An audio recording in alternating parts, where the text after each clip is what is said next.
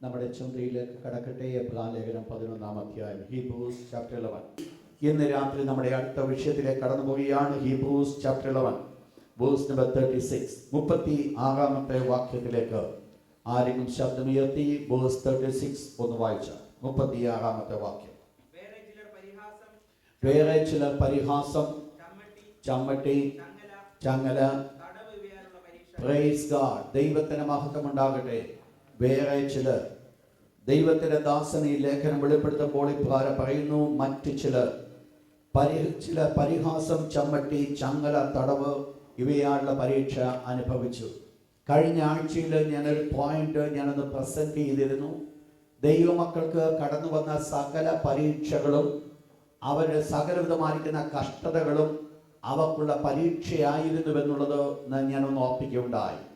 ദൈവമക്കൾക്ക് കടന്നു വരുന്ന എല്ലാ കഷ്ടതകളും, വിശ്വാസ സംബന്ധമായിട്ട് കടന്നു വരുന്ന എല്ലാ ബുദ്ധിമുട്ടുകളും ദൈവമക്കൾക്ക് അവരുടെ ജീവിതത്തിൽ വിശ്വാസത്തിൻ്റെ പരിശോധനയാണ്. അത് പല മേഖലകളിൽ കടന്നു വരുവാൻ സാധിക്കും, പല രീതിയിലായിരിക്കും അനുഭവിക്കേണ്ടതായിട്ട് വരുന്നത്.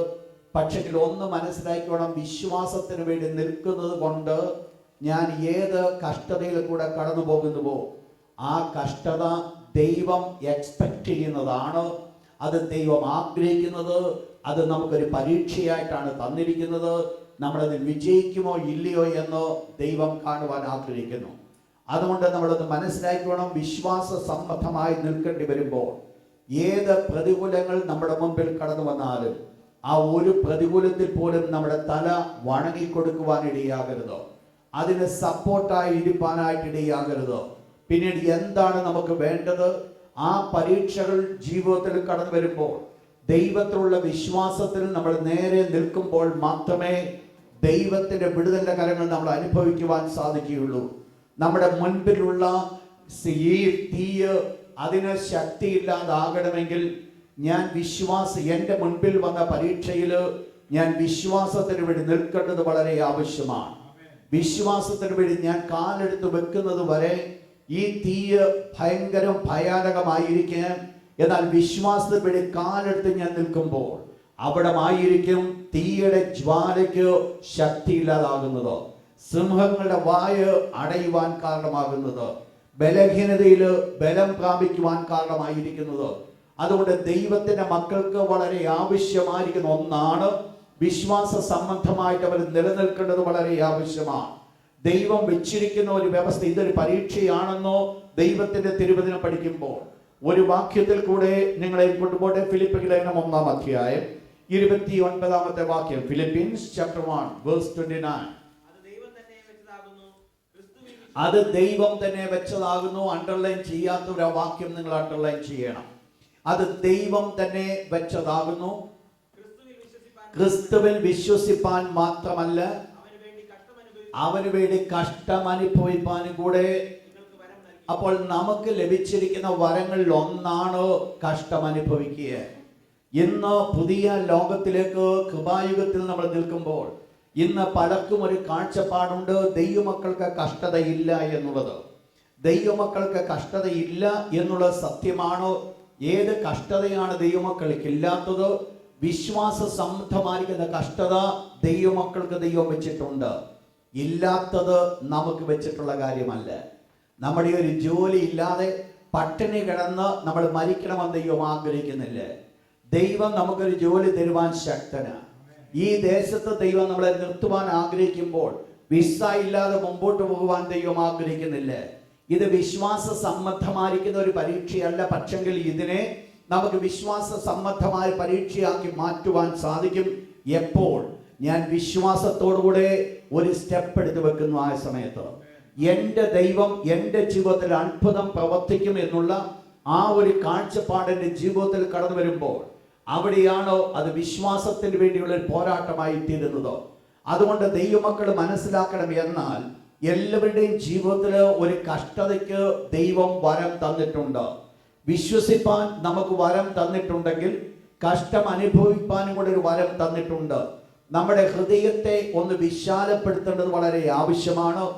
ആത്മീയ കാഴ്ചപ്പാടുകളുടെ വിസ്താരം ഉണ്ടാകേണ്ടത് ആവശ്യമാണ്. എല്ലാവരും കർത്താവിനെ കണ്ടുമുട്ടുന്നത് പട്ടുമെത്തയാണ് എന്ന് ചിന്തിച്ചുകൊണ്ടാണ്.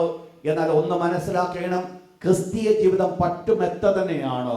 പക്ഷെങ്കിൽ അതിനകത്ത് കഷ്ടങ്ങളും ഉണ്ട് എന്നുള്ളത് സത്യമാണ്. ഞാൻ കഴിഞ്ഞ ദിവസം ആരോട് ഞാൻ പറയുകയുണ്ടായി, ഒരു ദൈവ പൈതലിന്റെ ജീവിതത്തിൽ ക്രിസ്തീയ ജീവിതത്തിന്റെ സന്തോഷം എന്തെന്ന് അനുഭവിക്കണമെങ്കിൽ അത് അനുഭവിക്കുന്നവർക്ക് മാത്രമേ അത് മനസ്സിലാക്കുവാൻ സാധിക്കത്തുള്ളൂ. നമുക്ക് ഒരു ദൈവ പൈതലെന്നോ പറയുവാൻ സാധിക്കും. ഒരു ദൈവ പൈതലായി ജീവിക്കുമ്പോൾ തന്നെ ആത്മീയമായിട്ട് ദൈവം വെച്ചിരിക്കുന്ന യാതൊരു സന്തോഷവും അനുഭവിക്കാതെ ഒരു നാമധേയ ക്രിസ്തീയ ജീവിതം നയിക്കുവാനായിട്ട് സാധിക്കും. അപ്രകാരം ഒരു ക്രിസ്തീയ ജീവിതം നയിക്കുന്നവരെ കൊണ്ടും അപ്രകാരം ഒരു ക്രിസ്തീയ ജീവിതം നയിക്കുന്നത് കൊണ്ടും യാതൊരു ഗുണവുമില്ല. ഞാനും നിങ്ങളും ആത്മീയ നിലവാരത്തിലേക്ക് ഉയരുന്നത് വരെ ദൈവികമായിരിക്കുന്ന സന്തോഷം എനിക്കും നിങ്ങൾക്കും അനുഭവിക്കാൻ സാധ്യമല്ല. ദൈവിക സന്തോഷം എന്ന് പറയുന്നത് പ്രതികൂലങ്ങളുടെ നടുവിൽ നിൽക്കുമ്പോഴും എനിക്കും നിങ്ങൾക്കും ആ ഭാരമല്ല നമ്മുടെ ഉള്ളിൽ വരുന്നത്, തികഞ്ഞ സന്തോഷം നമ്മുടെ ഉള്ളിൽ കടന്നു വരുന്നു. ആ ഒരു ലെവലിലേക്ക് ഞാൻ കടന്നു വരുമ്പോൾ മാത്രമേ ദൈവത്തിൽ ദൈവമായിരിക്കുന്ന ബന്ധം എന്തെന്നുള്ളത് അനുഭവിക്കുവാനായിട്ട് സാധിക്കത്തുള്ളൂ. ഇന്ന് ഞാൻ ഓർപ്പിക്കട്ടെ, എനിക്കും നിങ്ങൾക്കും വേണ്ടത് ജഡമനുഷ്യരായി ജീവിക്കുവാനല്ല, ആത്മീയരായി ജീവിപ്പാൻ ദൈവം ആഗ്രഹിക്കുന്നു.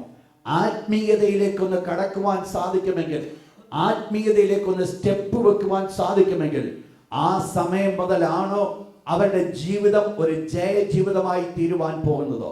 അതിനു മുൻപ് അവരുടെ ജീവിതം ഒരു ജയ ജീവിതമാകണമെന്നില്ല. എന്നാൽ ദൈവം ആഗ്രഹിക്കുന്നത് ഒരാത്മീയനായി വെളിപ്പെടുവാൻ തക്കണ ദൈവം ആഗ്രഹിക്കുന്നു. എന്താണോ വിശ്വാസ സംബന്ധമായിരിക്കുന്ന പ്രശ്നം? അരിമനാഥനാകുന്ന യേശു ഈ ലോകത്തിലായിരുന്നപ്പോൾ വിത്ത് വിതയ്ക്കുന്ന ഉപമ പറഞ്ഞപ്പോൾ ആ ഒരു ഉപമയിൽ വളരെ പ്രാധാന്യമായിരിക്കുന്ന ഒരു വിഷയമുണ്ട്. മാർക്കോസിന്റെ സുവിശേഷം 4-ാം അധ്യായം അതിന്റെ 16-17 വാക്യം. Mark chapter 4 verse 16 and 17. അങ്ങനെ തന്നെ പാറസ്ഥലത്ത് വിതച്ച വിത്ത്. അപ്പോൾ ഇവിടെ പാറസ്ഥലത്ത് വിതച്ച ഒരു വിത്തിനെ കുറിച്ചാണ് അരിമരക്ഷിതാവായ യേശു പറയുന്നത്. ആ വിത്തിനൊരു പ്രത്യേകത ഉണ്ടായിരുന്നു, വളരെ പെട്ടെന്ന് അത് വളർന്നു വന്നു. എന്നാൽ സൂര്യൻ ഉദിച്ചപ്പോൾ അതിന്റെ ചൂട് തട്ടിയതായ സമയത്ത് ഈ പാറമേൽ വളർന്നതായിരിക്കുന്ന വിത്തിന് വേര് താഴോട്ടില്ലാഞ്ഞത് മുഖാന്തരമായിട്ട് നിലനിൽക്കുവാനായിട്ട് സാധ്യമായില്ല. എന്താണ് സൂര്യൻ ഉദിച്ചു എന്ന് പറയുന്നത്? എന്താണ് വേരില്ല എന്ന് പറയുന്നത്? വായിച്ചാട്ട് അതേ വാക്യം താഴെ, അതേ വാക്യം.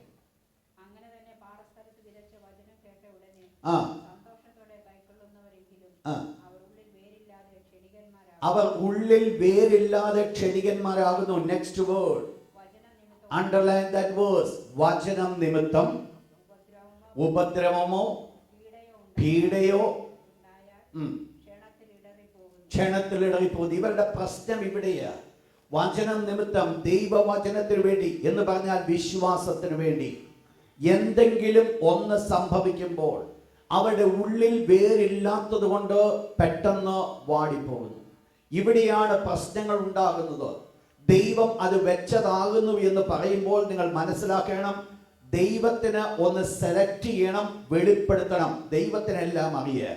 പക്ഷേ ദൈവം നമ്മിൽ കൂടെ ഒന്ന് വെളിപ്പെടുത്തുവാൻ ആഗ്രഹിക്കുന്നു. ഞാൻ നല്ല നിലത്ത് നിൽക്കുന്ന വിത്താണോ പാറപ്പുറത്ത് നിൽക്കുന്ന വിത്താണോ എന്നുള്ളത്. ഇത് ഐഡന്റിഫൈ ചെയ്യാൻ ബുദ്ധിമുട്ടുണ്ട്. സൂര്യൻ ഉദിക്കാത്തത്തോളം സമയം, സൂര്യൻ ഉദിക്കുമ്പോഴാണോ അതിൻ്റെ വ്യത്യാസം വെളിപ്പെടുത്തുന്നത്. അപ്പോൾ സൂര്യൻ ഉദിക്കേണ്ടത് വളരെ ആവശ്യമാണ്. അപ്പോൾ സൂര്യനെ ദൈവം ഉദിപ്പിക്കുന്നു. എന്തിനാ ഉദിപ്പിക്കുന്നത്? ഞാനും നിങ്ങളും ഒരാത്മീയനോ എന്ന് മനസ്സിലാക്കാൻ. നിങ്ങൾക്കറിയാം, ദൈവം മോശയെ നോക്കേണ്ടി പറഞ്ഞു, മോശേ ഞാൻ നിന്നെ അടുത്ത് അറിഞ്ഞിരിക്കുന്നു. വളരെ ക്ലോസ്ലി. എങ്ങനെയാ ദൈവം മോശയെ അടുത്തറിഞ്ഞത്?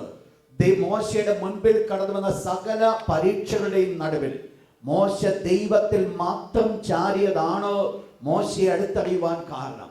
ഒന്നിൽ പോലും മോശ പാപം ചെയ്തില്ല എന്ന് സ്വർഗത്തിലെ ദൈവം തന്നെ പറയപ്പെടത്തക്കവണ്ണം ദൈവത്തിന്റെ ഹൃദയത്തിന്റെ എന്ത് ആഗ്രഹമുണ്ട്, ഏതെല്ലാം പ്രതികൂലങ്ങൾ കടന്നു വന്നെങ്കിലും ദൈവത്തിൽ പരിപൂർണമായി ചാരുവാനായിട്ട് ഇടയായിത്തീർന്നു എന്നുള്ളതാണോ അവസ്ഥ ആവശ്യമായിരിക്കുന്നത്. അതുകൊണ്ടൊന്ന് ശ്രദ്ധിച്ചു നോക്കിക്കോണം. ഈ ലോകത്തിലെ ഏത് ആത്മീയനാണെങ്കിലും ഏത് ആത്മീയനെയും ഒരു സൂര്യൻ ഉദിപ്പിക്കുമെന്നുള്ളത് സത്യമായ വിഷയമാണ്. ആ സൂര്യൻ ഉദിക്കുമ്പോഴാണ് ഞാനും നിങ്ങളും വെളിപ്പെടുത്തേണ്ടത് ഞാൻ നിൽക്കുന്നത് നല്ല നിലത്താണോ എന്നുള്ളത്. ഇല്ല എങ്കിൽ പ്രതിഫലം നഷ്ടമാകും. നമുക്ക് ആഗ്രഹിക്കുന്ന ദൈവം ആഗ്രഹിക്കുന്ന അനുഗ്രഹങ്ങളിലേക്ക് കടക്കുവാൻ സാധ്യമല്ല. ഇന്ന് രാത്രി എൻ്റെ വിഷയത്തിലേക്ക് കടക്കട്ടെ. ഞാൻ ഈ പ്രത്യേകമായിരിക്കുന്ന ഭാഗം ചിന്തിച്ചപ്പോൾ ഇവിടെ ഒരു ദൈവ പൈതലിന് കടന്നു വരുന്ന 4 കഷ്ടതകളെ കുറിച്ചാണ് ഇവിടെ പറയുന്നത്. ഒന്ന്, നമ്മൾ വായിച്ച വാക്യത്തിൽ പറയുന്നത്, ഒന്ന് പരിഹാസം. 36-ാമത്തെ വാക്യമാണ് നമ്മൾ വായിക്കുന്നത്, ഹീബ്രൂസ് 11:36. അവിടെ പറയുന്നു ചില പരിഹാസം, ചമ്മട്ടി, ചങ്ങല, തടവ് എന്നിവയുള്ള പരീക്ഷ അനുഭവിച്ചു.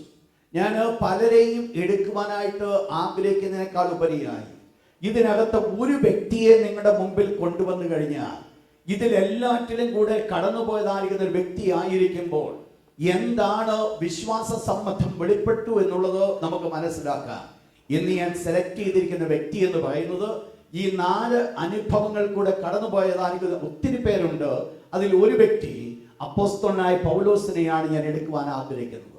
പൗലോസ് അപ്പോസ്തലന്റെ ജീവിതം, ദ ഫെയ്ത്ത് ഓഫ് പോൾ, പൗലോസ് അപ്പോസ്തലന്റെ വിശ്വാസ ജീവിതം എന്തായിരുന്നു? വേദപുസ്തകം നമ്മൾ പഠിക്കുമ്പോൾ ദൈവത്തെ കണ്ടുമുട്ടിയതിന് ശേഷമായിട്ട് വളരെ അനുഗ്രഹിക്കപ്പെട്ടതായിരിക്കുന്ന ജീവിതം നയിച്ച് അവസാനിപ്പിക്കുവാൻ ഇടിയായി തീർന്ന ഒരു വ്യക്തിയാണോ പൗലോസ് എന്ന് പറയുന്നത്.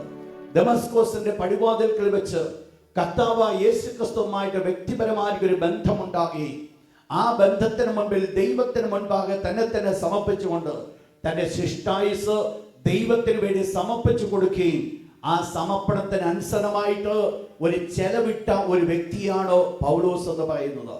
ഇപ്രകാരം ഈ പൗലോസിന്റെ പ്രത്യേകതയെ കുറിച്ച് നമ്മൾ കടന്നു വരുമ്പോൾ പ്രധാനമായിട്ട് പൗലോസിന്റെ ജീവിതത്തിൽ ഒത്തിരി ക്വാളിറ്റീസ് ഉണ്ട്. ഈ ഒത്തിരി ക്വാളിറ്റീസിലേക്ക് ഞാൻ കടക്കുന്നില്ല എങ്കിലും ഈ പൗലോസ് അപ്പോസ്തലന്റെ 1, 2, 3 പ്രത്യേകതകൾ നമ്മൾ മനസ്സിലാക്കുന്നത് വളരെ ആവശ്യമാണ്. ഒന്നാമത്തെ ഏറ്റവും പ്രധാനപ്പെട്ട ഒരു പ്രത്യേകതയായിരുന്നു he knew his calling. തന്റെ വിളി എന്തെന്നുള്ളത് പൗലോസ് മനസ്സിലാക്കി. വിശ്വാസ സംബന്ധമായിട്ട് നിൽക്കുന്നതായിരിക്കുന്ന പൗലോസിന്റെ ജീവിതത്തിൽ തന്റെ വിളി എന്തെന്നുള്ളത് പൗലോസ് മനസ്സിലാക്കി. he knew his calling. തന്റെ വിളിയെക്കുറിച്ചുള്ള പൂർണ്ണമായിരിക്കുന്ന ഒരു ബോധ്യം പൗലോസിനുണ്ടായിരുന്നു. ഞാൻ ഇന്ന് രാത്രി തന്റെ വിളിയെക്കുറിച്ചുള്ള ബോധ്യം എന്ന് പറയുമ്പോൾ വളരെ പെട്ടെന്ന് നിങ്ങളുടെ മനസ്സിൽ കടന്നു വരുന്നത് അപ്പോസ്തലനായി വിളിക്കപ്പെട്ട പൗലോസിനെയാണ്. പക്ഷെങ്കിൽ പൗലോസ് അപ്പോസ്തലന്റെ സ്വന്തം വേടുകൾ തന്നെ ഞാൻ വെളിപ്പെടുത്തുവാൻ ആഗ്രഹിക്കുകയാണ്. എന്തായിരുന്നു തന്റെ വിളി എന്നുള്ളത് വെളിപ്പെടുത്തുവാൻ ആഗ്രഹിക്കുന്നു. അതിന് ആധാരമായിട്ട് ഫിലിപ്പിയൻ ലേഖനത്തിലേക്ക് നിങ്ങളെ ഒന്ന് കൊണ്ടുപോകട്ടെ. Philippians chapter 3 verse number 11 to 14. അപ്പോസ്തലനായ പൗലോസ് പറയുന്നു, ഞാൻ സകലതും ഉപേക്ഷിച്ചു, എനിക്ക് ലാഭമായിരുന്ന എല്ലാം ഞാൻ വേണ്ടത് വെച്ച് ചവർന്ന് ഞാൻ എണ്ണി, അത് വെറും എച്ചില് പോലെ ഞാൻ കാണുവാനിടയായിട്ട്. എന്താണ് അതിന്റെ കാരണം? മുകളിൽ താഴെ ലഭിച്ചു കഴിഞ്ഞുവെന്നോ തികഞ്ഞവനായി എന്നോ അല്ല,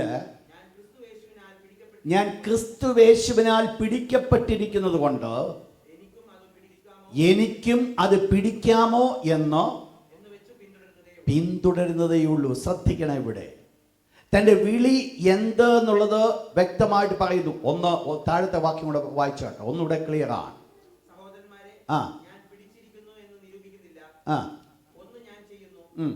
ഒന്ന് ഞാൻ ചെയ്യുന്നു, പിൻപിലുള്ളത് മറന്ന് മുൻപിലുള്ളതിന് ആഞ്ഞം കൊണ്ട് ക്രിസ്തുവേശുവിൽ ദൈവത്തിന്റെ പരമവിളിയുടെ വിരുദ്ധനായി. അപ്പോൾ തന്റെ വിളി എന്താണെന്നുള്ളത് വ്യക്തമായിട്ട് പൗലോസ് ഇവിടെ വെളിപ്പെടുത്തുകയാണ്. എന്താണ് തന്റെ അൾട്ടിമേറ്റ് ലക്ഷ്യം? ദൈവം എന്തിനാണ് തന്നെ വിളിച്ചിരിക്കുന്നത്? ദൈവം തന്നെ വിളിച്ചിരിക്കുന്നതിന്റെ ഉദ്ദേശം പൗലോസ് ഇവിടെ പറയുന്നു. ഒന്ന് ഞാൻ ചെയ്യുന്നു, പിൻപിലുള്ളത് ഞാൻ പിടിച്ചു എന്നുള്ളതല്ല. നമ്മൾ മനസ്സിലാക്കണം, ഈ പർട്ടിക്കുലർ സംഭവത്തിന് മുൻപ് അപ്പോസ്തലനായ പൗലോസ് കോരിന്ത്യ സഭയോട് പറയുമ്പോൾ ഇപ്രകാരം പറയുന്നുണ്ട്, ഞാൻ അപ്പോസ്തലനാണ്. അപ്പോൾ ഓൾറെഡി തൻ്റെ അപ്പോസ്തലത്വത്തെ കുറിച്ച് വ്യക്തമായിരിക്കുന്ന ബോധ്യം ഉണ്ടാകുകയും താനൊരു അപ്പോസ്തലനെന്ന് വ്യക്തമായിട്ട് മനസ്സിലാക്കുകയും ചെയ്ത പൗലോസ് ആണ് അപ്പോസ്തല ശുശ്രൂഷ ചെയ്തുകൊണ്ടിരിക്കുമ്പോൾ തന്നെ, അപ്പോസ്തലനായി പൗലോസ് എന്ന് വിളിക്കപ്പെടുവാൻ യോഗ്യത ലഭിച്ചിരിക്കുമ്പോൾ തന്നെ പൗലോസ് പറയുകയാണ്, ഒന്ന് ഞാൻ ചെയ്യുന്നു, പിൻപിലുള്ളത് ഞാൻ മറക്കുകയാണ്, മുൻപിലുള്ള പരമവിളിയുടെ ലാക്കിലേക്ക് ഞാൻ ഓടുകയാണ്. അപ്പോൾ എന്താ പൗലോസേ നിന്റെ വിളി എന്താ?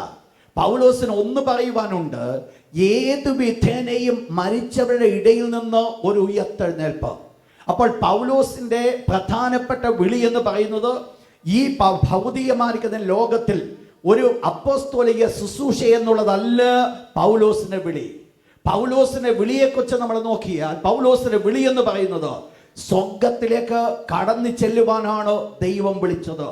പൗലോസിനെ ദൈവം രക്ഷിച്ചത്, ദമസ്കോസിന്റെ പടിവാതിൽക്ക് വെച്ച് രൂപാന്തരം കൊടുത്തത്, തൻ്റെ ഉള്ളിൽ പരിപൂർണമായി പരിവർത്തനം വരുത്തിയത്, ഒരു ദൈവ പൈതലായി തന്നെ മാറ്റുവാൻ കാരണമാക്കി തീർത്തത്, ഈ ലോകത്തിൽ ഒരു അപ്പോസ്തോലിക ശുശ്രൂഷ ചെയ്ത് അവസാനിപ്പിക്കുവാനല്ല ദൈവം ആഗ്രഹിച്ചത്. പിന്നെ അത് ചെയ്യേണ്ടത് ആവശ്യമായിരിക്കുമ്പോൾ തന്നെ തന്നിൽ കൂടെ ദൈവം ആഗ്രഹിച്ച ഒരു കാര്യമാണ്, ഈ ആത്മാവ് നഷ്ടപ്പെട്ടു പോകാതെ സ്വർഗത്തിൽ കാണുവാൻ തക്കവണ്ണം ദൈവം ആഗ്രഹിക്കുന്നു. പലപ്പോഴും വിളിയെക്കുറിച്ച് നമ്മൾ നോക്കുമ്പോൾ പലപ്പോഴും ഈ ഭൗതികമായിരിക്കുന്ന ലോകത്തിലെ ചില പ്രവർത്തനങ്ങളെയാണ് നമ്മൾ വിളിയായിട്ട് പലപ്പോഴും കാണുന്നത്. ഇവിടെയാണ് ദൈവമക്കൾ പലപ്പോഴും തെറ്റുവരുത്തുന്നത്.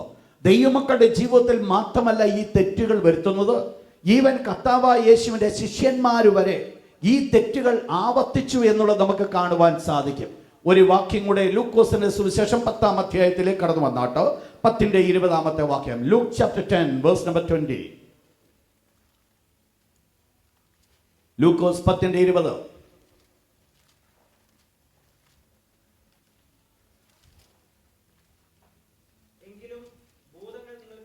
എങ്കിലും ഭൂതങ്ങൾ നിങ്ങൾക്ക് കീഴടങ്ങുന്നതിലല്ല.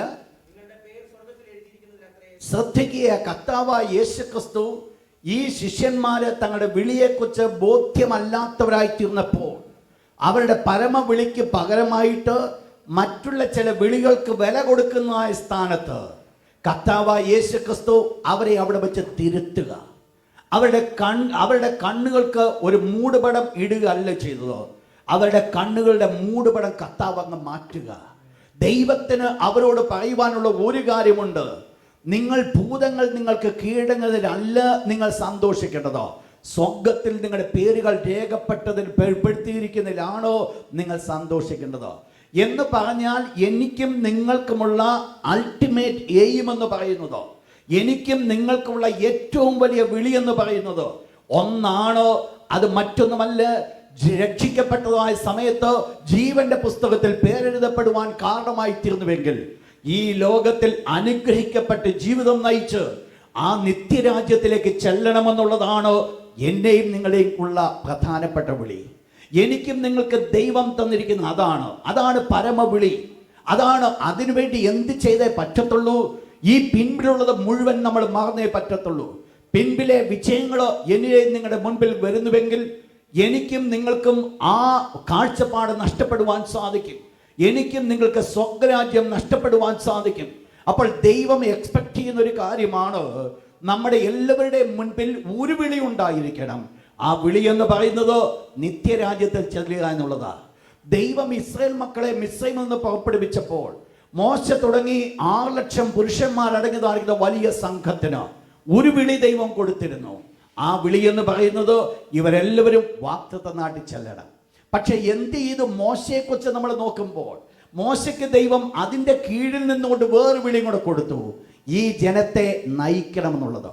ഈ ജനത്തെ നയിക്കണം എന്നുള്ളത് സെക്കൻഡറി കോളാണ്. എൻ്റെ മുൻപിൽ ഒരു അൾട്ടിമേറ്റ് എയിമുണ്ട്. അപ്പോസ്തലനായ പൗലോസ് പറയുന്ന ഭാഷയിൽ തന്നെ നോക്കിയാൽ പൗലോസിന് ഒരു പരമവിളിയുണ്ട്. ആ പരമവിളി എന്ന് പറയുന്നത് ഈ ലോകത്തിലെ ജീവിതം അവസാനിക്കുമ്പോൾ, ഈ ലോകത്തിൽ തൻ്റെ ജീവിതം തീരുമ്പോൾ സ്വർഗരാജ്യത്തിലേക്ക് ചെല്ലണം എന്നുള്ളതാണ് തൻ്റെ പരമവിളി. അതാണ് തൻ്റെ ലക്ഷ്യം. എൻ്റെയും നിങ്ങളുടെ മുൻപിൽ ഈ ഒരു കാഴ്ചപ്പാട് ഉണ്ടാകേണ്ടത് വളരെ ആവശ്യമാണ്. ഞാനും നിങ്ങളും എന്തെങ്കിലും ചെയ്യുന്നത് ഈ ലോകത്തിൽ ചില നിർബന്ധം കൊണ്ട് ചെയ്യുന്നതല്ല. ആ ചെയ്യുന്നതിന് വേറൊരു പ്രത്യേകമായ ഉദ്ദേശമുണ്ട്. എന്നാൽ ഒന്ന് മനസ്സിലാക്കണം, ദൈവത്തിൻ്റെ വലിയ ആഗ്രഹം എന്ന് പറയുന്നത് ഞാനും നിങ്ങളും നിത്യരാജ്യത്തിൽ ചെന്ന് കാണുവാൻ സ്വർഗത്തിലെ ദൈവം ആഗ്രഹിക്കുന്നു. അതിനുവേണ്ടി നമ്മൾ എന്ത് ചെയ്യണം? പിൻപിലുള്ളത് മറക്കണം, മുൻപുള്ളത് അത് ആയണം. അതാണ് മുൻപിൽ നമ്മൾ കാണേണ്ടത്. എൻ്റെയും നിങ്ങളുടെ മുൻപിൽ കാണേണ്ട ലക്ഷ്യം അതാണ്. ആ ലക്ഷ്യം കണ്ടുകൊണ്ട് ഞാൻ നിങ്ങൾ മുൻപോട്ട് കടന്നു പോകുന്നുവെങ്കിൽ എൻ്റെയും നിങ്ങളുടെ ക്രിസ്തീയ ജീവിതം അനുഗ്രഹപ്രദമായി തീരുകയും ഞാൻ നിങ്ങളും ലക്ഷ്യത്തിൽ ചെന്നെത്തുകയും ചെയ്യുമെന്നുള്ളത് സത്യമാണ്. എന്നാൽ ഈ ഒരു വിളി കിടക്കുമ്പോൾ തന്നെ നമ്മൾ ആ വിളിക്ക് വേണ്ടി മുൻപോട്ട് ഓടണമെങ്കിൽ ഇതിനകത്ത് ഒരു സബ്, അതിൻ്റെ കീഴിലൊരു വിളി തന്നിട്ടുണ്ട്. കാരണം നമ്മെ നിർത്തിയിരിക്കുന്നത്, കർത്തദാസൻ പ്രാർത്ഥിച്ചപ്പോൾ പറഞ്ഞതുപോലെ, നമ്മെ നിർത്തിയിരിക്കുന്ന ലോകത്തിൽ നിന്ന് വേർപെടുത്തി നമ്മെ നിർത്തിയിരിക്കുമ്പോൾ വെറുതെ അല്ല കൊണ്ടുവന്ന് ദൈവം നിർത്തിയത്. സഭയിലുള്ള എല്ലാവർക്കും ദൈവം ഒരു ശുശ്രൂഷ കൊടുത്തിട്ടുള്ളത് കൊണ്ട് അവരവരുടെ ശുശ്രൂഷ അവരവർ ചെയ്യണമെന്നുള്ളത് സ്വർഗ്ഗത്തിലെ ദൈവം ആഗ്രഹിക്കുന്ന കാര്യമാണ്. ഒരു വ്യക്തി പോലും ശുശ്രൂഷയില്ലാതില്ല. ഒരു ശരീരത്തിന് പല അവയവങ്ങളുണ്ടെങ്കിൽ എല്ലാ അവയവങ്ങൾക്കും ശുശ്രൂഷയുണ്ടെങ്കിൽ, പ്രിയപ്പെട്ടവരെ മനസ്സിലാക്കണം, ക്രിസ്തുവിന്റെ ശരീരമാകുന്ന സഭയാണോ, സഭയിലെ അവയവങ്ങളാണ് ഞാനും നിങ്ങളുമെങ്കിൽ എനിക്കും നിങ്ങൾക്കും ഒരു ശുശ്രൂഷ ഉണ്ട് എന്നുള്ളത് സത്യമാണ്. നമ്മുടെ ശരീരത്തിന്റെ ഏതെങ്കിലും ഒരു അവയവം ഡെഡായിരിക്കുന്നുവെങ്കിൽ, പ്രവർത്തിക്കാതിരിക്കുന്നുവെങ്കിൽ, അതിൽ ഉപയോഗിക്കാതിരിക്കുന്നുവെങ്കിൽ അതിൻ്റെ അർത്ഥം അത് മരിച്ചുപോയെന്നുള്ളതാണ്. ആ അവയവത്തിന് പ്രത്യേകമായിരിക്കുന്ന ഗുണങ്ങളൊന്നുമില്ല. ആ അവയവം പിന്നെ അവിടെ ഇരുന്നിട്ടും വലിയ കാര്യമൊന്നുമില്ല. മനസ്സിലാക്കണം, ഒരു മരിച്ച ശരീരത്തെ ഒരിക്കൽ പോലും കർത്താവ് തൻ്റെ സഭയാകുന്ന ശരീരത്തിൽ വെച്ചിട്ടില്ല എന്നുള്ളത് ഞാൻ നിങ്ങൾ മനസ്സിലാക്കേണ്ടത് വളരെ ആവശ്യമാണ്. സഭയാകുന്ന കർത്താവ് യേശുവിൻ്റെ ശരീരത്തിൽ, ജീവനുള്ള സഭയായിരിക്കുന്ന അവരുടെ ശരീരത്തിൽ ഒരു ചത്ത അവയവത്തെ പോലും ദൈവം വെച്ചിട്ടില്ല. ഉള്ള അവയവങ്ങൾക്കെല്ലാം ജീവനുള്ള അവയവങ്ങൾ തന്നെയാണ്. അങ്ങനെയെങ്കിൽ നമ്മളൊന്ന് മനസ്സിലാക്കണം, ഞാനും നിങ്ങളും ക്രിസ്തുവിന്റെ ശരീരമാകുന്ന അവയവത്തിലേക്ക് ആയിരിക്കുമ്പോൾ എനിക്കും നിങ്ങൾക്കും ചില ജോലികൾ ചെയ്യുവാനുണ്ട് എന്നുള്ളത് സത്യമായിരിക്കുന്ന ഒരു കാര്യമാണ്. എന്നാൽ ഒരു പരമവിളിയുണ്ട്. പരമവിളി എന്ത്? എൻ്റെ സ്വർഗ്ഗരാജ്യം എന്നുള്ളത്. ഈ അപ്പോസ്തലനായ പൗലോസിന് ഒരു പരമവിളി കൊടുത്തിട്ടുണ്ട്. ആ പരമവിളി നിത്യജീവനായിരിക്കുമ്പോൾ പൗലോസിന് പറയുവാനുണ്ട്, ഈ ലോകത്തിൽ ദൈവം എന്നെ ഒരു വേല ഫലമേൽപ്പിച്ചു. എന്താ തന്നെ ഏൽപ്പിച്ച വേല? യഹൂദന്മാർക്ക് അപ്പോസ്തലനായി പത്രോസിന്മേൽ വ്യാപരിച്ചതുപോലെ ദൈവത്തിന്റെ കൃപ ജാതികൾക്ക് അപ്പോസ്തലനായി എൻ്റെ മേലും വ്യാപരിച്ചു. പൗലോസിനറിയാം താനൊരു അപ്പോസ്തലനാണ്. ജാതികൾക്ക് വേണ്ടി ദൈവം തന്നെ വേർതിരിച്ചു എന്നുള്ളത്, ദൈവത്തിന്റെ ഒരു പർട്ടിക്കുലർ ശുശ്രൂഷയ്ക്ക് വേണ്ടി വേർതിരിച്ചു എന്നുള്ളത് പൗലോസിന് നന്നായിട്ട് അറിയാം. ഒന്ന് മനസ്സിലാക്കണം, ആ മുകളിലത്തെ പരമവിളിയിലേക്ക് കടന്നു പോകണമെങ്കിൽ അതിൻ്റെ സബിലെ വിളി ചെയ്യാതെ പരമവിളിയിലേക്ക് കടക്കുവാനും സാധ്യമല്ല. കാരണം ഈ സബിന്റെ വിളിയെക്കുറിച്ചാണ് കർത്താവായ യേശു ക്രിസ്തു ഒരു ദിവസം ചോദിക്കാൻ പോകുന്നത്. കുഞ്ഞെ, നിന്റെ കയ്യിൽ ഞാൻ 5 താലന്ത് തന്നു, നീ അതെന്ത് ചെയ്തു എന്ന് ചോദിക്കുമ്പോൾ, ഇല്ല ഞാൻ ഒന്നും നേടിയില്ല എന്ന് പറയുമ്പോൾ കർത്താവിന് പറയുവാൻ ഒന്നേ ഉള്ളൂ, ദുഷ്ടദാസനെ, നിന്നെ അവിടേക്ക് തള്ളിക്കളയുക. അപ്പോൾ എന്താണ് ആവശ്യമായിരിക്കുന്നത്? ഒരു പരമവിളിയുണ്ട്. അതിന് കീഴിൽ നമുക്ക് ഓരോരുത്തർക്കും ഒരു ശരീരത്തിന്റെ അവയവങ്ങളായിരിക്കുന്നത് കൊണ്ട് ആ ശരീരത്തിൽ ചില ജോലികൾ ചെയ്യുവാൻ നമ്മെ വെച്ചിട്ടുണ്ട്.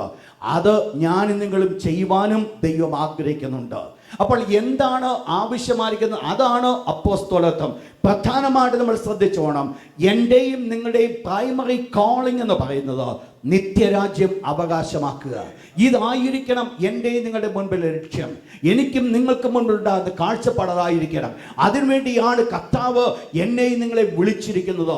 അതിനുവേണ്ടിയാണ് ദൈവം എന്നെയും നിങ്ങളെ വേർതിരിച്ചിരിക്കുന്നത്. ആ ഒരു കാഴ്ചപ്പാടിൽ നിന്ന് എന്ന് എൻ്റെ കണ്ണുകൾ മാറ്റപ്പെടുമോ അന്ന് എൻ്റെ സ്വർഗ്ഗരാജ്യം എനിക്ക് നഷ്ടമാകും എന്നുള്ളത് മനസ്സിലാക്കേണ്ടത് വളരെ ആവശ്യമാണ്. ആ ഒരു കാഴ്ചപ്പാട് മുൻപിൽ കടന്നു വരുമ്പോൾ മാത്രമേ ദൈവത്തിന് വേണ്ടി ഓടുവാനും നിൽക്കുവാനും സാധിക്കുകയുള്ളൂ.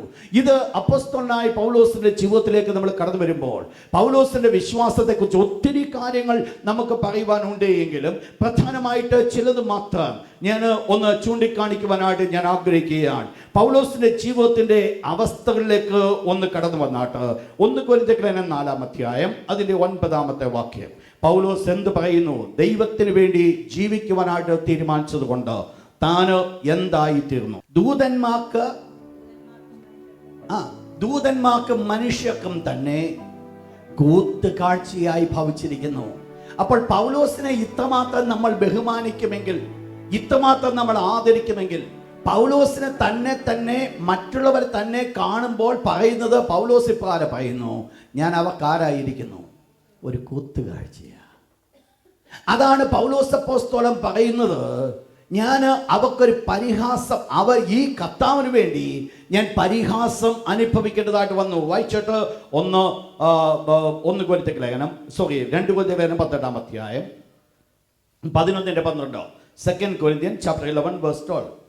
എന്നെ നിന്ദിപ്പാൻ കാരണം അന്വേഷിക്കുന്നവർക്ക് കാരണം അറുത്ത് കളയേണ്ടതിന് നിങ്ങൾ മനസ്സിലാക്കിക്കോണം, ഇത്രമാത്രം ഉന്നതമായിരിക്കുന്ന പദവിയിൽ ആയിരുന്ന പൗലോസിനെ വരെ ആൾക്കാർ എന്ത് ചെയ്തു? നിന്ദിച്ചു. പക്ഷെ ഈ നിന്ന എന്തിനു വേണ്ടി ആയിരുന്നു എന്നുള്ളത് മനസ്സിലാക്കണം. ഈ നിന്ന എന്ന് പറയുന്നത് ദൈവത്തിന് വേണ്ടി വിശ്വാസ സംബന്ധമായിട്ടാണ് നിന്ദിക്കപ്പെടുവാനിടയായിട്ടുള്ളത്. താൻ ഒരു തെറ്റ് ചെയ്തിട്ട് തന്നെ കുറ്റപ്പെടുത്തുന്നതല്ല. പിന്നെയോ കർത്താവായ യേശുവിന് വേണ്ടി നിൽക്കേണ്ടി വന്നത് കൊണ്ട് താൻ നിന്ദിക്കപ്പെട്ടു. നിങ്ങൾക്കറിയാം, ആദ്യം അന്ത്യോക്യയിൽ വെച്ച് ഈ ശിഷ്യന്മാർക്ക് ക്രിസ്ത്യാനി എന്ന പേരായി. ക്രിസ്ത്യാനി എന്നുള്ള പേര് അന്ന് അവരെ കളിയാക്കി നിന്ദിച്ച പേരാണ്.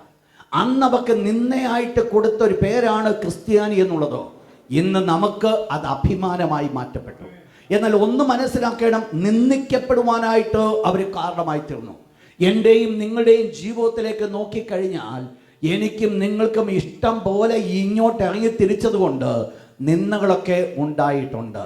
പലപ്പോഴും നിന്ദകൾ ഉണ്ടാകുന്നത് കൊണ്ട് ഈ പണിക്കൊന്നും പോകണ്ട, ഇവിടം വരെ മതിയെന്ന് ചിന്തിച്ച് നിൽക്കുന്നവരുമുണ്ട്. പക്ഷെ ഒന്ന് മനസ്സിലാക്കിക്കോണം, ഈ നിന്ദയെന്ന് പറയുന്നത് ദൈവത്തിന് വേണ്ടി നിൽക്കുമോ ഇല്ലയോ എന്നറിയുവാൻ സ്വർഗത്തിലെ ദൈവം നമ്മുടെ മുൻപിൽ വെച്ചിരിക്കുന്ന ഒരു പരീക്ഷയെന്ന് മനസ്സിലാക്കണം. ആ പരീക്ഷയുടെ മുൻപിലാണോ ഞാൻ നിങ്ങൾ നിൽക്കുന്നത്? ജയിക്കുകയോ പരാജയപ്പെടുകയോ ചെയ്യുവാൻ സാധിക്കും. ദൈവത്തിൻ്റെ ആഗ്രഹം ജയിക്കണമെന്നുള്ളതാണ്. നമ്മളാണ് തിരഞ്ഞെടുക്കേണ്ടത്, ഞാൻ ജയിക്കണമോ വേണ്ടയോ എന്നുള്ളത്.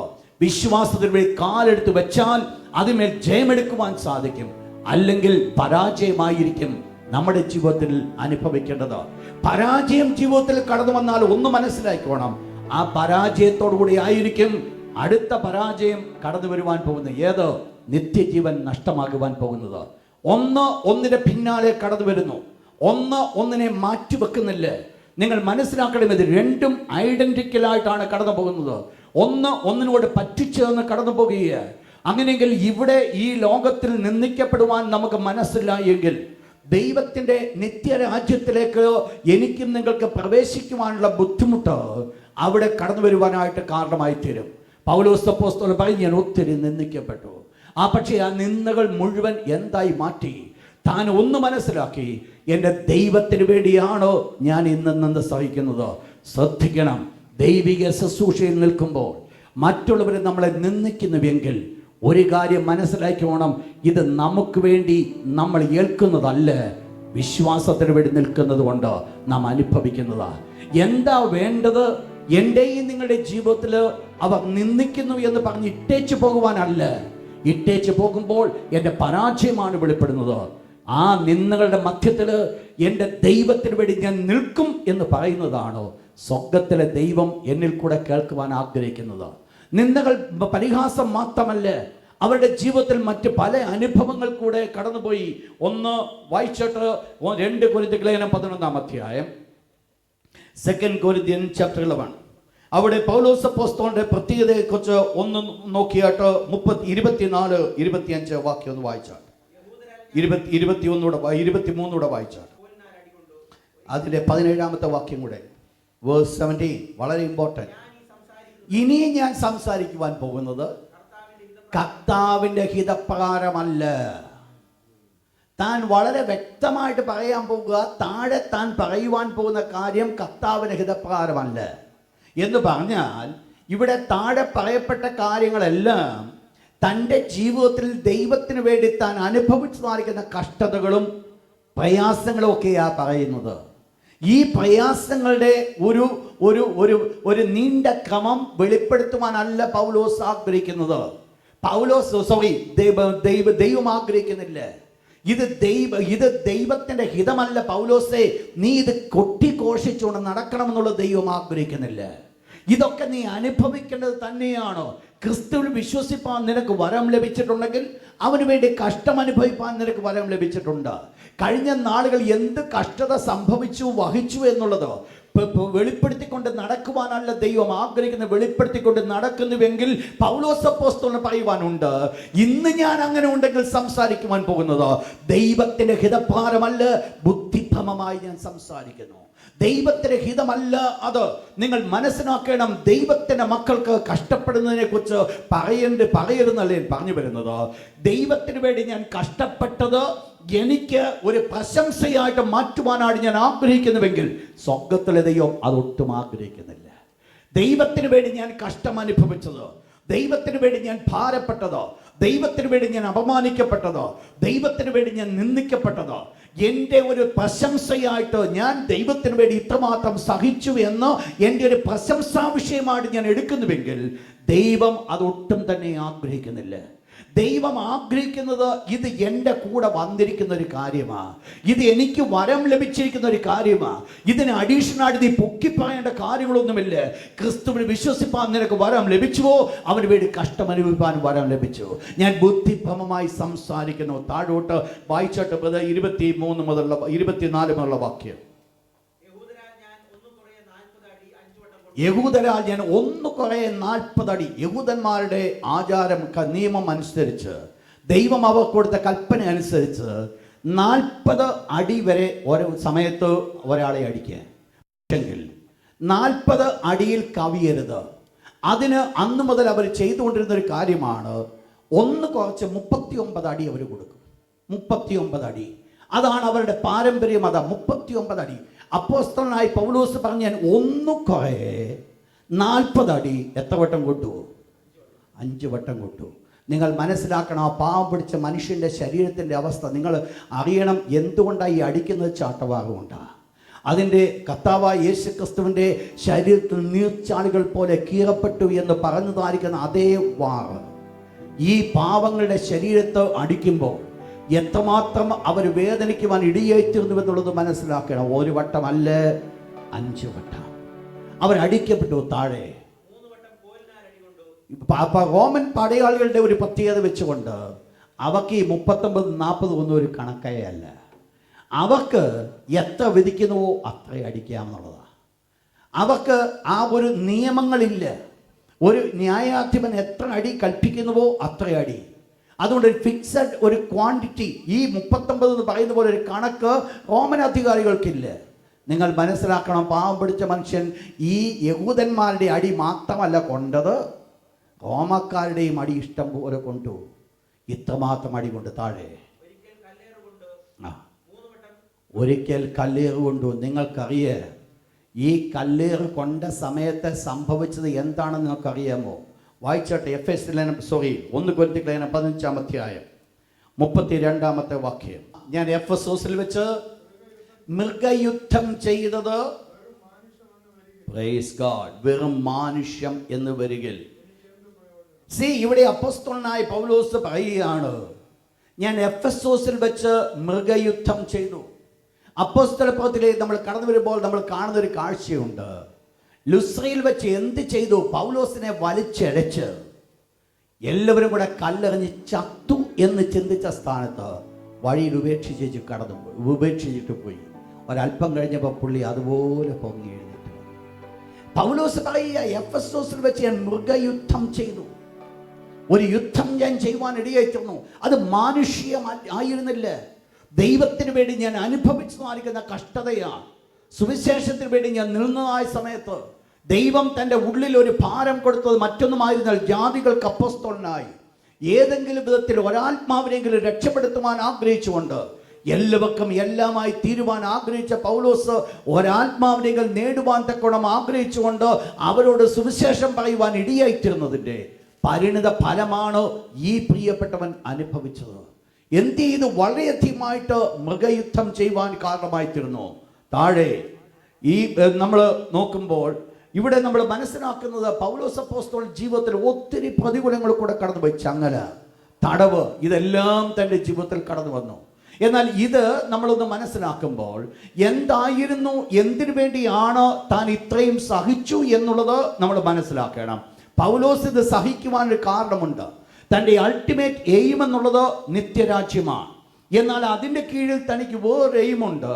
ആ എയിമായിരുന്നു 1 തെസ്സലോനിക്ക ലേഖനം 1 Thessalonians chapter 2 verse 4 and 5. Underline ചെയ്യാത്തവരോ ആ വാക്യം അണ്ടർലൈൻ ചെയ്യണം. 1 Thessalonians chapter 2 verse 4 and 5.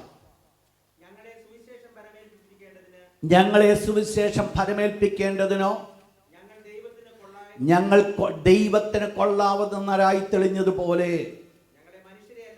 ശ്രദ്ധിച്ചോ ആ വേർഡ്. ഞങ്ങളെ സുവിശേഷം പരമേൽപ്പിക്കേണ്ടതിനോ ഞങ്ങൾ ദൈവത്തിന് കൊള്ളാവുന്നവരായി തെളിഞ്ഞു. അപ്പോൾ പൗലോസ് ഇത്രയും കഷ്ടം അനുഭവിച്ചത് മുഴുവൻ മറ്റൊന്നിനു വേണ്ടി ആയിരുന്നില്ല. ദൈവം എന്തൊക്കെയോ ചിലത് തൻ്റെ കരങ്ങൾ പരമേൽപ്പിച്ചു. ആ പരമേൽപ്പിച്ചതിന് വേണ്ടിയാണോ ഇത് മുഴുവൻ സഹിച്ചത്? വിശ്വാസത്തിന് വേണ്ടിയാണ് താൻ ഈ കഷ്ടത അനുഭവിച്ചത്. പക്ഷെങ്കിൽ എന്തായിരുന്നു തൻ്റെ കൈകൾ ദൈവം തന്നത്? ദൈവത്തിന്റെ തിരുവചനം പറയുന്നു, ഞങ്ങളെ സുവിശേഷം പരമേൽപ്പിക്കേണ്ടത്. നിങ്ങൾ മനസ്സിലാക്കണം വേർഡിന്റെ മീനിങ്. അന്തർലീനമായിരിക്കുന്ന ഒരു വലിയ സത്യമുണ്ട്.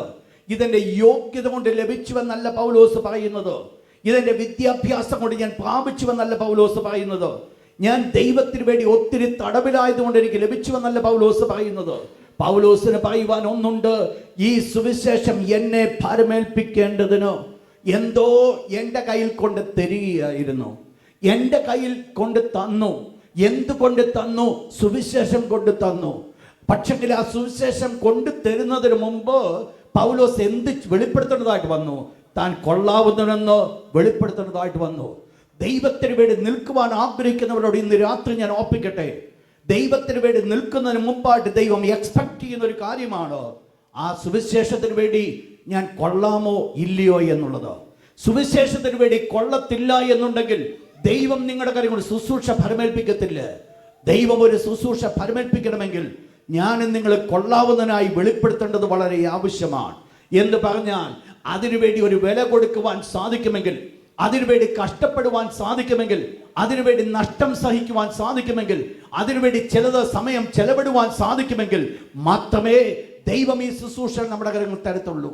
ചിന്തിക്കരുത്, നാളുകൾ വന്ന് കൈയടിച്ചിരിക്കുമ്പോൾ ദൈവം കൊണ്ടത് മുമ്പിൽ കൊണ്ടുവന്ന് നിർത്തുമെന്ന് ചിന്തിക്കരുത്. ദൈവത്തിന് അങ്ങനെയുള്ളവരെ ദൈവത്തിന് ആവശ്യമില്ല.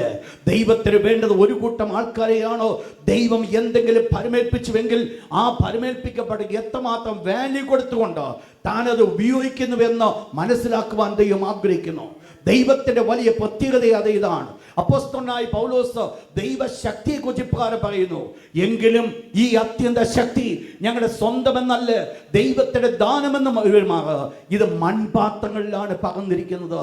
എന്ന് പറഞ്ഞാൽ എപ്പോഴും പൊട്ടിപ്പോകുവാൻ ചാൻസ് ഉള്ള ഒരു മൺപാത്രത്തിലാണ് ഈ ദൈവശക്തി പകർന്നിരിക്കുന്നത്. എന്ന് പറഞ്ഞാൽ പാപിച്ചിരിക്കുന്നവൻ സൂക്ഷിക്കേണ്ടതാണ്. ഇത് പൊട്ടി നശിപ്പിച്ചു കളയാതിരിപ്പാൻ അവൻ സൂക്ഷിക്കേണ്ടതാ. പ്രിയപ്പെട്ടവരെ, എനിക്കും നിങ്ങൾക്ക് വലിയ ഉത്തരവാദിത്വമുണ്ട്. എനിക്കും നിങ്ങൾക്ക് വലിയൊരു ചുമതലയുണ്ട്. ദൈവം ചിലത് നമ്മളെ പരമേൽപ്പിക്കുന്നുണ്ടെങ്കിൽ, ദൈവം ചിലത് നമ്മളെ പരമേൽപ്പിക്കുന്നതിന് മുൻപായിട്ട് ഞാൻ അതിന് കൊള്ളാം എന്നുള്ളത് വെളിപ്പെടുത്തേണ്ടത്, ദൈവത്തിന് മുമ്പാകെ വെളിപ്പെടുത്തേണ്ടത് വളരെ ആവശ്യമാണ്. ഇന്ന് രാത്രി ഞാൻ ഓർപ്പിക്കട്ടെ, ദൈവം നിങ്ങളെ മാനിക്കുവാൻ ആഗ്രഹിക്കുന്നുവെങ്കിൽ ഇന്ന് ഈ ദിവസങ്ങളിലാണ് നിങ്ങൾക്ക് വെളിപ്പെടുത്തേണ്ടത് ഞാൻ ദൈവത്തിന് കൊള്ളാവുന്നതെന്നുള്ളത്. ഒരുപക്ഷെ ശുശ്രൂഷ മണ്ഡലം കിട്ടിയില്ലെന്നിരിക്കുക, എന്നാൽ ദൈവത്തിന് വേണ്ടി ശുശ്രൂഷയ്ക്കുള്ള താല്പര്യങ്ങളും ആഗ്രഹങ്ങളും ഉള്ളത്തിൻ്റെ ഉള്ളിൽ കടന്നു വന്ന് അതിനുവേണ്ടി അധ്വാനിക്കുവാൻ മനസ്സുണ്ടെങ്കിൽ, അതിനുവേണ്ടി കഷ്ടപ്പെടുവാൻ മനസ്സുണ്ടെങ്കിൽ, അതിനുവേണ്ടി പോരാടുവാൻ മനസ്സുണ്ടെങ്കിൽ ഇന്നല്ലെങ്കിൽ നാളെ ദൈവം ഒരു ശുശ്രൂഷക്കാരനായിട്ട് എഴുന്നേൽപ്പിക്കുമെന്നുള്ളത് സ്വർഗത്തിലെ ദൈവത്തിന് നന്നായിട്ടറിയാം. നിങ്ങൾ മനസ്സിലാക്കണം. പലപ്പോഴും ഞാൻ ചിന്തിച്ചിട്ടുണ്ട്, അനുഗ്രഹിക്കപ്പെട്ട ഒരു ശുശ്രൂഷകന്റെ മകനായിട്ട് ജനിക്കുന്നത് വലിയ ഭാഗ്യം തന്നെയാണ്. കാരണം വലിയ കഷ്ടതയൊന്നുമില്ലാതെ ഒരു ശുശ്രൂഷ കയ്യിൽ കിട്ടും. എന്നാൽ ഒന്നുമില്ലാത്ത അവസ്ഥയിൽ നിന്ന് ശുശ്രൂഷയിൽ ഉയർന്നു വരണമെങ്കിൽ ഒരല്പം ബുദ്ധിമുട്ടുണ്ട്. എന്താണെന്നറിയാമോ? ഒന്നുമില്ലാത്ത അവസ്ഥയിൽ ദൈവത്തിന് മുൻപിൽ ഞാൻ കൊള്ളാവുന്നതിനാൽ വെളിപ്പെടുത്തി വരുമ്പോൾ മാത്രമേ ഒരു സമയം കടന്നു വരുമ്പോൾ ദൈവത്തിന് അത് നമ്മുടെ കാര്യങ്ങൾ ഫലമേൽപ്പിക്കുവാൻ സാധിക്കത്തുള്ളൂ. നിങ്ങൾ മനസ്സിലാക്കി വേണം, ദൈവം ഒന്ന് ഫലമേൽപ്പിക്കുന്നതിന് മുമ്പ് നാം അതിന് കൊള്ളാവുന്നതിനായി വെളിപ്പെടുത്തണം. ഇന്ന് രാത്രി ദൈവത്തിന്റെ തിരുവചനം കേൾക്കുന്നവരോട് ഞാൻ ഓർപ്പിക്കട്ടെ, ദൈവം നമുക്കൊരു പരമവിളി തന്നിട്ടുണ്ട്. ആ പരമവിളിക്ക് വേണ്ടിയാണ് ഞാൻ നിങ്ങൾ മുൻപോട്ട് ഓടിക്കൊണ്ടിരിക്കുന്നത്. എന്നാൽ അതിൻ്റെ നടുവിൽ ആ പരമവിളിക്ക് വേണ്ടി ഓടിക്കൊണ്ടിരിക്കുമ്പോൾ അതിന് ഉള്ളിൽ നിൽക്കുന്ന ഒരു കാര്യമുണ്ട്. ഞാനൊരു ശരീരത്തിൻ്റെ അവയവമാണോ? അവയവമായതുകൊണ്ട് ആ ശരീരത്തിൽ എൻ്റെ അവയവത്തിനോ എനിക്കൊരു ജോലി ചെയ്യുവാനുണ്ട്. ആ ജോലി ഞാൻ ചെയ്യേണ്ടത് വളരെ ആവശ്യമാണ്. ഇത് ചെയ്യുമ്പോഴാണ് സ്വർഗത്തിലെ ദൈവം മാനിക്കുന്നത്. നിങ്ങൾ മനസ്സിലാക്കണം. ഒന്ന് നിങ്ങൾ പിന്നോട്ട് നോക്കി നിങ്ങൾ ചിന്തിച്ചു, ദൈവത്തിന് വേണ്ടി ഒന്നുമില്ലാതിരുന്ന സ്ഥാനത്ത് കഷ്ടപ്പെട്ട് ദൈവത്തിൻ്റെ വേലയ്ക്ക് വേണ്ടി ഓടിയ ഏത് വ്യക്തിയെ ദൈവം മാനിച്ച് ഒരു ശുശ്രൂഷനാക്കാതിരുന്നു? എല്ലാവരെയും ദൈവമാക്കിയിട്ടുണ്ട്. ഒരൊറ്റ വ്യക്തിയെ പോലെ ദൈവം മാറ്റി നിർത്തിയിട്ടില്ല. അങ്ങനെയെങ്കിൽ മനസ്സിലാക്കണം, എന്നെയും നിങ്ങളെ ദൈവം മാറ്റി നിർത്തത്തില്ല. ഞാനും നിങ്ങളും ഏൽപ്പിച്ചതോ ഭംഗിയായിട്ട് ചെയ്യുവാൻ സാധിക്കുമെങ്കിൽ, ഇന്ന് അതിനു വേണ്ടി അതിന് കൊള്ളാവുന്നതിനായി വെളിപ്പെടുത്തുവാൻ സാധിക്കുമെങ്കിൽ, അവിടെയാണ് ദൈവത്തിൻ്റെ കരങ്ങൾ കാണുന്നത്. വേണ്ടത് മറ്റൊന്നുമല്ല, ഇവിടെ ഇന്ന് ഞാൻ കൊള്ളാവുന്നതിനായി വെളിപ്പെടുത്തണം. എന്താ പൗലോസിന്റെ ജീവിതത്തിന്റെ പ്രത്യേകത? അതായിരുന്നു. എന്തായിരുന്നു തൻ്റെ വിശ്വാസത്തിൻ്റെ പ്രത്യേകത? ഞാനിവിടെ അവസാനിപ്പിക്കുക. ഓക്കെ, നമുക്കെല്ലാവർക്കും നമ്മുടെ കണ്ണുകളെ നമുക്ക് അടയ്ക്കുക.